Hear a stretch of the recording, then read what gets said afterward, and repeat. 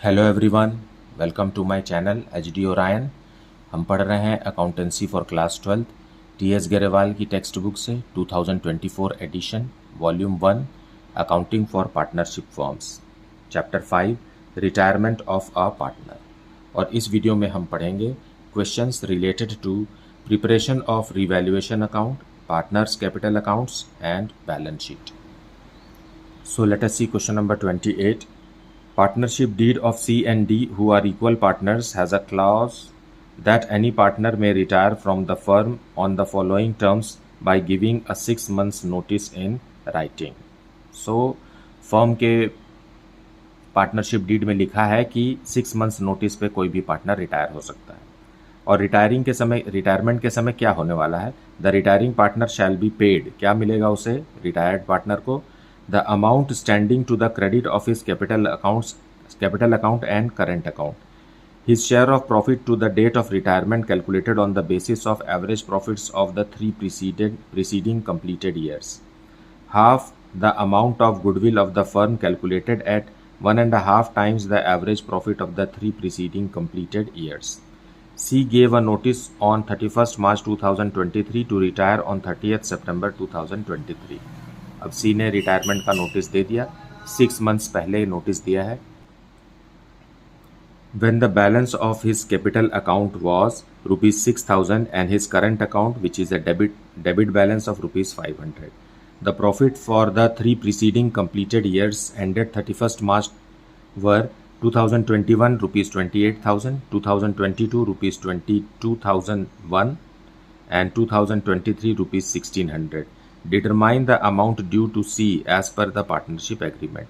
तो हमें ये बताना है कि सी को उसके रिटायरमेंट के समय फर्म कितना पैसा देगा, है ना।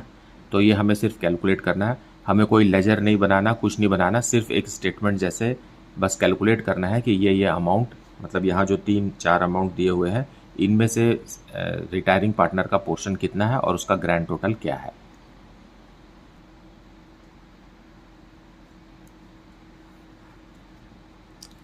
सो सोल्यूशन 28, फर्स्ट हमें देना है पार्टनर्स कैपिटल अकाउंट का बैलेंस। रिटायरिंग पार्टनर को कैपिटल अकाउंट का कौन सा बैलेंस है? अगर कुछ नहीं लिखा है मतलब क्रेडिट बैलेंस है। और ये दे दीजिए, ये है दिया हुआ है ₹6,000 का। और साथ में करंट अकाउंट का बैलेंस भी देना है। करंट अकाउंट का बैलेंस है डेबिट बैलेंस, सो ₹500 है। तो इसे माइनस में लिखेंगे क्योंकि दोनों का नेचर रिवर्स है। ये हुआ पॉइंट ए से रिलेटेड। अब पॉइंट बी में प्रॉफिट देना है हमको। प्रॉफिट कितने मंथ्स का देना है? 6 मंथ्स का। और एवरेज प्रॉफिट पर देना है। तो एवरेज प्रॉफिट पहले कैलकुलेट करेंगे। 3 साल का एवरेज प्रॉफिट है 2800 प्लस 2200 प्लस 1600 डिवाइडेड बाय 3, ये आ गया ₹2200। 2200 में से उसका सी का पोर्शन है हाफ 1/2 और 6 मंथ्स के लिए हमें देना है। क्योंकि 6 मंथ्स के लिए देना है इसलिए इसको 6/12 से मल्टीप्लाई करेंगे। इस इक्वेशन को आप सॉल्व करेंगे, आएगा प्रॉफिट ₹550। फाइन, प्रॉफिट भी क्रेडिट बैलेंस होता है और कैपिटल भी क्रेडिट बैलेंस होता है, तो इसको हम बिना ब्रैकेट के लिख रहे हैं। डेबिट बैलेंस अगर आएगा बीच में कभी कुछ तो उसे हम माइनस में शो करेंगे। ये हो गया पॉइंट बी। और पॉइंट सी, प्रीमियम फॉर ये गुडविल देना है हमें, ट्रीटमेंट ऑफ गुडविल भी उसे देना है। तो एवरेज प्रॉफिट पर बेस्ड है, तो एवरेज प्रॉफिट कितना है? ₹2200 का एवरेज प्रॉफिट है और मल्टीप्लाइड बाय 1.5, ये हो गया गुडविल ऑफ द फर्म इतना होगा, मतलब ₹3300 गुडविल का होगा। और सी का पोर्शन है 1/2, तो हम 1/2 से मल्टीप्लाई करेंगे तो ये आ जाएगा ₹1650। फाइन, अब इसे ऐड कर दीजिए आप। ऐड करेंगे तो आएगा ₹7,700। So this is the amount due to सी।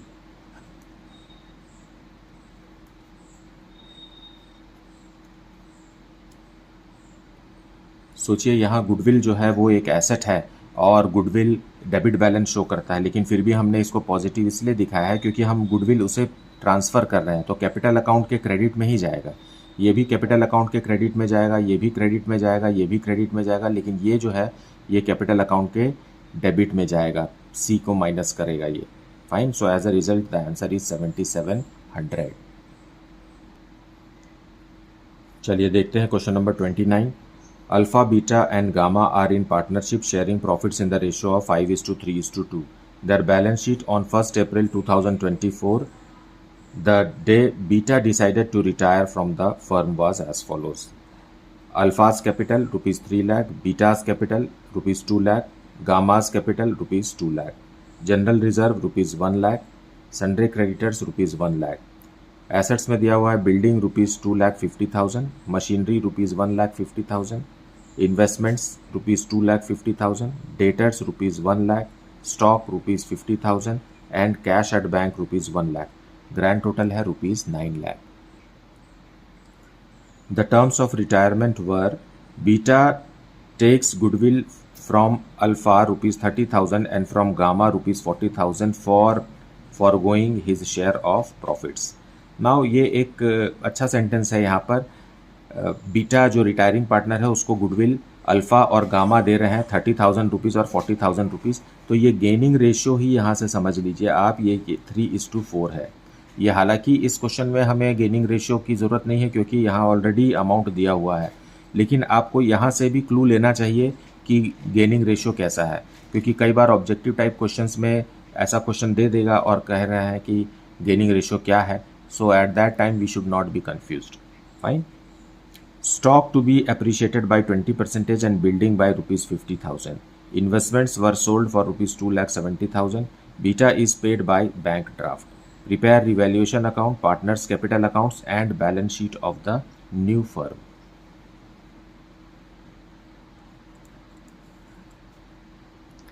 हम पहले रिवैल्यूएशन अकाउंट बनाएंगे। हमें पता है कि इंक्रीज इन एसेट या डिक्रीज इन लायबिलिटीज़ को क्रेडिट साइड शो करना है, और क्वेश्चन में लिखा हुआ है कि स्टॉक एप्रिशिएट हो रहा है 20% से, तो एसेट है स्टॉक, सो बाय स्टॉक। बैलेंस शीट में जो आइटम दिया हुआ है उसका 20%, सो ये अमाउंट है हाउ मच 50,000 है, उसका 20% आएगा 10,000। देन बिल्डिंग भी एप्रिशिएट हो रही है,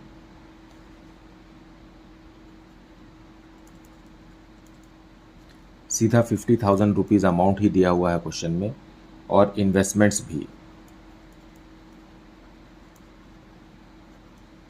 इन्वेस्टमेंट्स 20,000 रुपीज़ से इंक्रीज हो गया है, दैट मच ओनली, और कोई भी जानकारी नहीं है जिसे हमें रिवैल्यूएशन अकाउंट में लिखना है। सो हमें एक क्रेडिट बैलेंस मिल गया जो कि प्रॉफिट है, और ये हमें पार्टनर्स को उनके प्रॉफिट शेयरिंग रेशियो में देना है 5:3:2 में 80,000 रुपीज़ को, और पार्टनर्स हैं alpha, beta and gamma.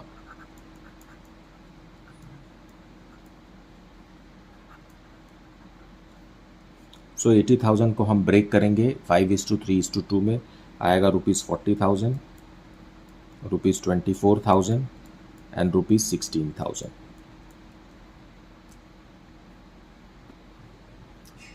So partners capital account में पहले लिखेंगे बाय बैलेंस ब्रॉट डाउन, जो कि बैलेंस शीट में दिया हुआ है rupees 3 lakh, rupees 2 lakh and rupees 2 lakh.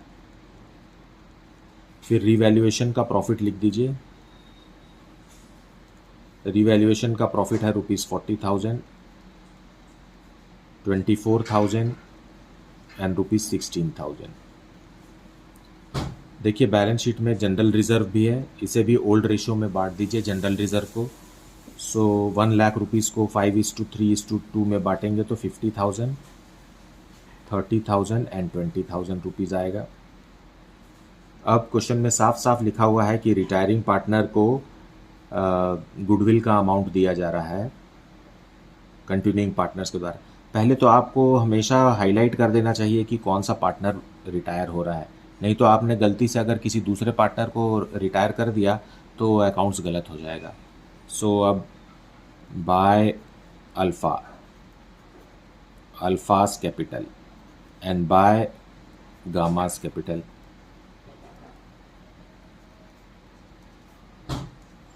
Alpha goodwill का पैसा दे रहा है 30,000 रुपीज़ और बीटा गामा 40,000 रुपीज़। ये गेनिंग रेशियो ही है। फाइन, अब इसे यहाँ से एडजस्ट कीजिए इनके कैपिटल अकाउंट में टू बीटा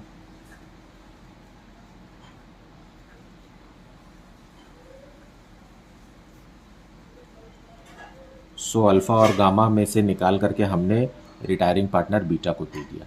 अब हम इसे क्लोज करेंगे और कोई भी ट्रांजैक्शन यहाँ पर नहीं है। सो इसका ग्रैंड टोटल आएगा ₹3,90,000।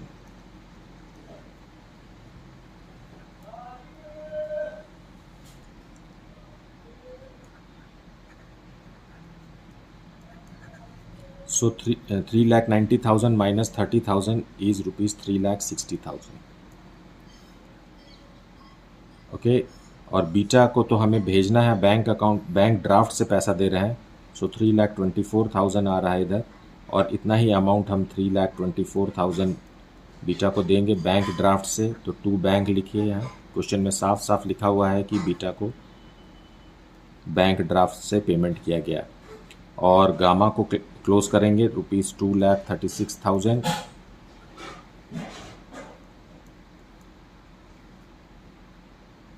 माइनस 40,000 होगा। ओके, यहाँ सो 1,96,000 आएगा, sorry.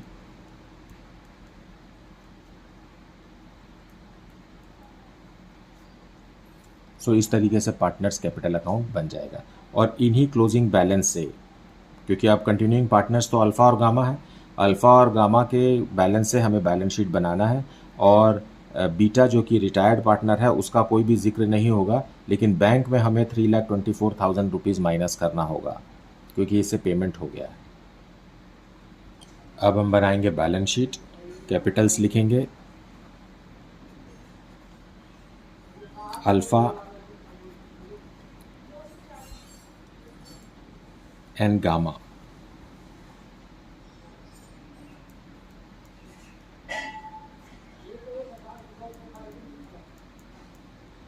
Then sundry creditors,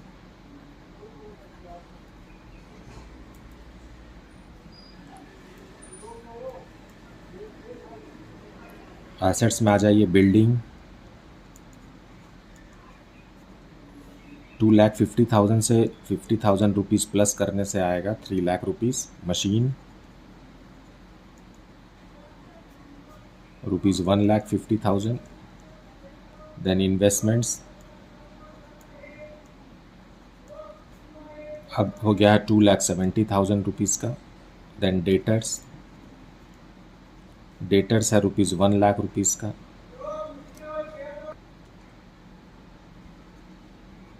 stock ₹60,000।